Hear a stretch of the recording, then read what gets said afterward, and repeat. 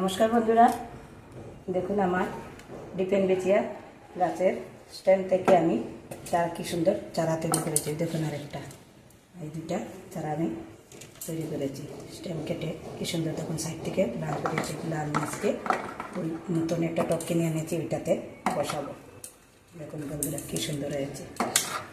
আর এগুলা একটা গাছ নার্সারি থেকে কিনে আনলে একটা থেকে স্টেম কেটে অনেকগুলা চারা তৈরি করা যায়। একদম ইজি টু গ্রো, একদম খুব সুন্দর চারা তৈরি হয়ে যায়। দেখুন বন্ধুরা,